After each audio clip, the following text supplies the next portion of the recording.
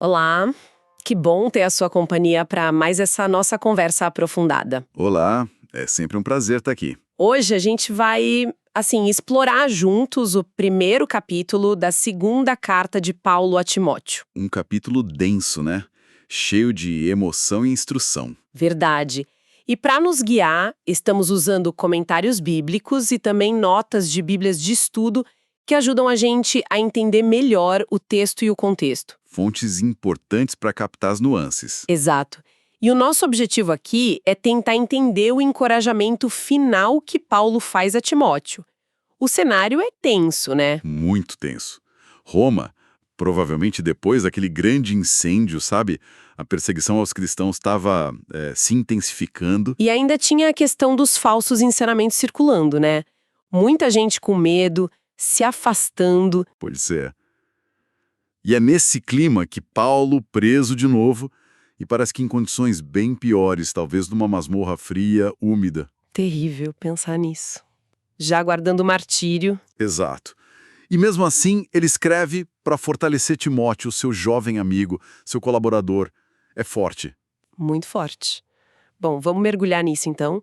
O capítulo começa com Paulo se apresentando, né? Sim, ele se identifica logo de cara.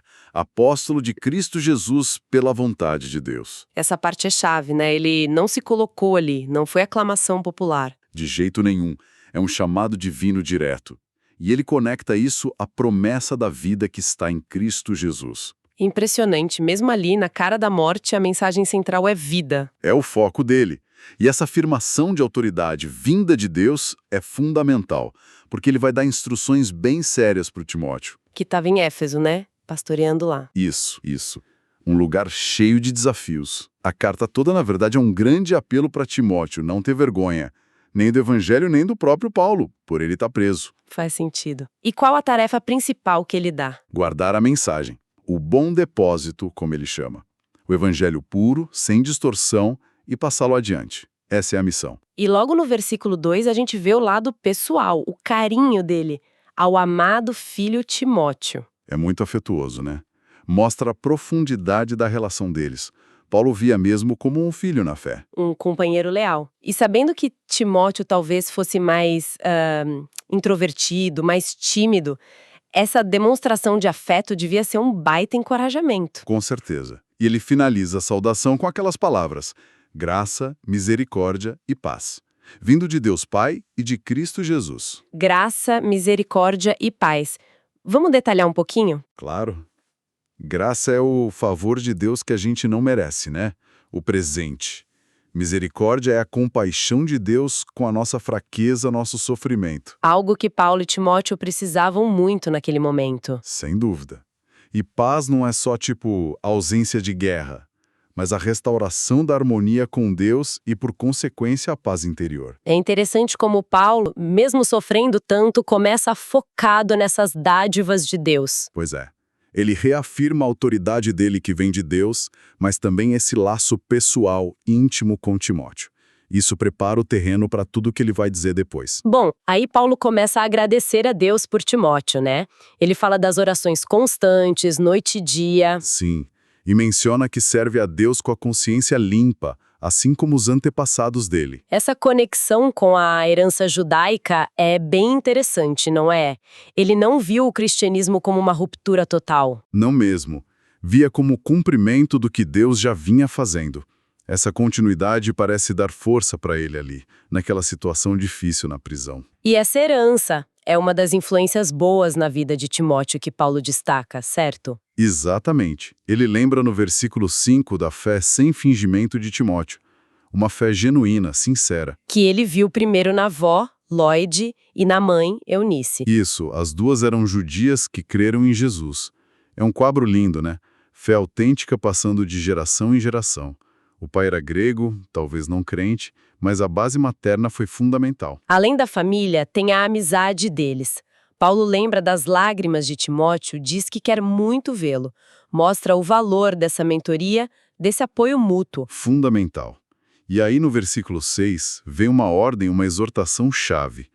Paulo pede para Timóteo reavivar o dom de Deus que há em ti. Reavivar o dom. Que dom seria esse? E o que significa reavivar? Bom, o dom provavelmente está ligado ao ministério dele, talvez ensino, liderança, algo que ele recebeu pela imposição de mãos, quem sabe na ordenação. E reavivar, o verbo grego anasopureio, é interessante. Como assim? Não é só tipo reacender umas cinzas que estão quase apagadas. A ideia mais forte é manter o fogo vivo, atiçar as brasas para que a chama arda com intensidade. Manter o fervor. Entendi. Mas por que Timóteo precisaria desse empurrão para reavivar o dom? Ele estava desanimado? Olha, as fontes sugerem algumas coisas. Timóteo parecia ser mais tímido por natureza, talvez um pouco intimidado. Pela oposição em Éfeso? Exatamente. Tinha falsos mestres e a perseguição romana era uma ameaça real, constante. Além disso, talvez ele fosse relativamente jovem ainda, né? E parece que tinha problemas de saúde frequentes. Ah, sim, tem aquela passagem em Timóteo sobre o estômago dele. Isso. Isso, então Paulo lembra no verso 7 que o espírito que Deus deu não é de covardia, de medo, de timidez. Mas sim de quê? De poder, de amor e de moderação. Ou autodisciplina, domínio próprio, mente sã. São qualidades essenciais para a liderança cristã, né? Coragem que vem do poder divino, amor que guia as ações e equilíbrio autocontrole. Ferramentas divinas para enfrentar tudo isso. É um chamado forte para a ousadia, né? Baseado não na personalidade do Timóteo, mas no poder de Deus agindo nele. Perfeito, e isso conecta direto com o próximo ponto, no verso 8. Não te envergonhes do testemunho de nosso Senhor, nem de mim, que sou prisioneiro dele. Ele pede para Timóteo se juntar a ele no sofrimento pelo Evangelho. Participa comigo dos sofrimentos, ele diz, mas não na força própria, e sim segundo o poder de Deus. É sempre Deus capacitando, sempre. E aí, depois de encorajar Timóteo a ser ousado, a usar seu dom, Paulo vai explicar por que vale a pena sofrer por essa mensagem. Ah, agora vem a defesa do evangelho em si. Exato. Nos versículos 9 e 10, ele dá um resumo assim denso e maravilhoso do evangelho. E o que ele destaca ali? Quais são os pontos-chave? Bom, primeiro, que a salvação e o chamado vêm de Deus. Não é por mérito nosso, não são nossas obras, é conforme a sua própria determinação e graça. A iniciativa é toda de Deus. Totalmente. E o mais incrível, essa graça não é um plano B, uma ideia de última hora. Ela nos foi dada em Cristo Jesus antes dos tempos eternos. Uau! Antes da criação do mundo. Exatamente. É um plano eterno de salvação. Isso dá uma segurança imensa, não acha? Nossa salvação não depende do nosso desempenho, mas da fidelidade de Deus ao propósito dele. Com certeza. Tira um peso enorme das costas, né? E coloca a confiança toda em Deus. Pois é. E essa graça eterna, que estava, digamos, escondida, foi revelada de forma clara, histórica, poderosa. Quando? Pelo aparecimento de nosso Salvador Cristo Jesus. A vinda de Cristo ao mundo. E o que essa vinda realizou, segundo Paulo aqui? Duas coisas extraordinárias. No versículo 10. Primeiro, Cristo destruiu a morte. Destruiu a morte, isso é muito forte. Mas, bom, as pessoas ainda morrem fisicamente. Como a gente entende isso? Ótima pergunta. O verbo grego aqui, katargeu, significa algo como tornar inoperante, neutralizar, anular o poder. Pensa, sei lá, num escorpião que teve o ferrão arrancado. Ele ainda existe, mas não pode mais picar com o veneno. Exato. Para quem crê em Cristo, a morte física ainda acontece, claro. Mas ela perdeu o aguilhão, o terror, a capacidade de separar a pessoa de Deus para sempre. Paulo fala disso lá em 1 Coríntios 15, né? Sim, a morte vira uma passagem. Uma passagem para estar com Cristo que é incomparavelmente melhor, como ele mesmo diz em Filipenses, a morte foi derrotada no seu poder final. Entendi. E a segunda coisa que Cristo realizou? Ele trouxe à luz a vida e a imortalidade, mediante o Evangelho. É a contrapartida positiva. Ele não só venceu a morte, mas revelou e ofereceu a vida eterna com Deus, que vai culminar na ressurreição com corpos glorificados imortais. Incrível. Então, esse evangelho que Timóteo não devia ter vergonha de anunciar e pelo qual valia a pena sofrer, nossa, ele tem raízes na eternidade, foi demonstrado na história por Jesus e oferece vitória sobre a morte e vida imortal. Realmente não é pouca coisa. De forma alguma. É a mensagem mais poderosa que existe. E aí, a partir dessa base sólida sobre o evangelho, Paulo volta a falar da missão dele e do sofrimento que vem junto, né? Isso. No verso 11, ele se define constituído pregador, apóstolo e mestre dessa mensagem. Pregador, apóstolo e mestre. Tem diferença entre eles? Tem sim. Pregador ou arauto, kerux em grego, é o mensageiro oficial que proclama a mensagem do rei sem poder alterá-la. Apóstolo é aquele que recebeu a mensagem diretamente de Cristo e tem autoridade divina. E mestre é quem explica, ensina, aplica essa verdade. Entendi. Ele tinha essas 3 funções. E ele diz no verso 12, e por isso estou sofrendo estas coisas. O sofrimento dele está diretamente ligado a essa proclamação. Por que o evangelho gera tanta oposição? Bom, ele confronta o orgulho humano, né? Expõe o pecado, mostra nossa incapacidade de nos salvarmos sozinhos, aponta para a salvação só pela graça, só por meio de Cristo. Isso exige arrependimento, fé exclusiva nele, e o mundo muitas vezes rejeita isso. Faz sentido. Mas mesmo ali, preso, acorrentado, ele diz com firmeza, não me envergonho. É impressionante a convicção dele, porque sei em quem tenho crido, e estou certo de que ele é poderoso para guardar o meu depósito até aquele dia. Essa frase é famosa. Mas o que exatamente é esse depósito que Paulo confia que Deus vai guardar? Tem alguma discussão sobre isso? Tem sim. É um ponto interessante. Basicamente, existem 2 linhas principais de interpretação. Quais são? Uma linha acredita que Paulo está falando da própria vida dele, da sua alma, da sua salvação eterna. Ele confiou tudo isso aos cuidados seguros de Deus e tem certeza que Deus vai guardar até o fim, até aquele dia. Isso combina bem com a frase sei em quem tenho crido, que é bem pessoal, né? Exato. É uma expressão de confiança pessoal profunda em Deus como seu guardião. E a outra interpretação? A outra linha entende que o depósito aqui é a própria mensagem do Evangelho, a verdade apostólica que foi confiada por Deus a Paulo. Ah, então não é o que Paulo confiou a Deus, mas o que Deus confiou a Paulo. Isso. Nesse caso, Paulo estaria expressando a confiança de que o próprio Deus vai garantir que a sua verdade, o Evangelho, seja preservado no mundo, mesmo com tanta oposição e gente abandonando a fé. Deus é o guardião final da sua mensagem. Interessante. As duas fazem sentido, de certa forma. Sim, mas talvez a primeira interpretação, da alma ou salvação pessoal de Paulo, tenha um pouco mais de força no contexto imediato, ligando com a confiança pessoal dele e com a ideia da vida eterna que ele acabou de mencionar. Tem argumentos bons para ambos os lados. De qualquer forma, seja a alma dele ou o evangelho, o ponto central é a confiança total no poder e na fidelidade de Deus para guardar o que é precioso, né? Exatamente. A segurança não está nele, Paulo, mas em Deus, o guardião supremo. E depois de mostrar a própria confiança, Paulo volta a falar da responsabilidade de Timóteo com esse mesmo evangelho. Isso.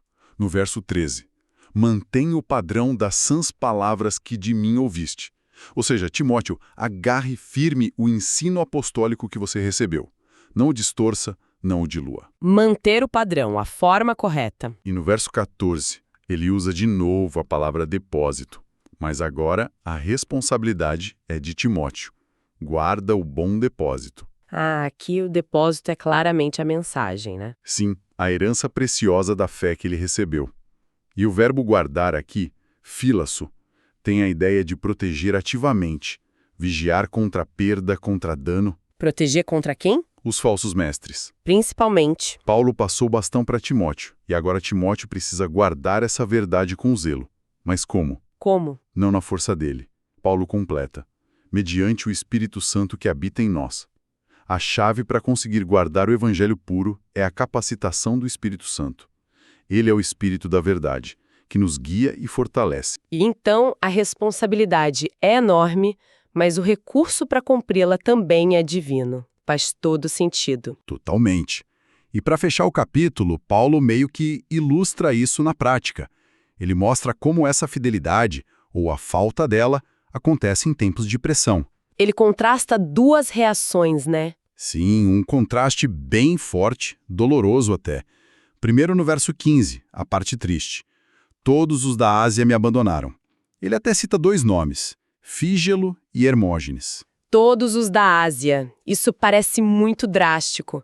Ásia aqui é a província romana, né? Onde ficava Éfeso. Exato, uma região onde Paulo trabalhou muito, onde muitas igrejas importantes foram fundadas. É chocante pensar nisso.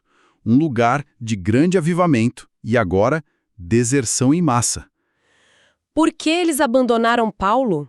Medo? Provavelmente. Medo da perseguição, medo de se associar a um prisioneiro do Império Romano, alguém considerado criminoso. A pressão devia ser imensa. Nossa, que decepção para Paulo. Imagino como ele deve ter se sentido. Deve ter sido muito doloroso. Mas, no meio dessa escuridão, dessa decepção, surge um ponto de luz.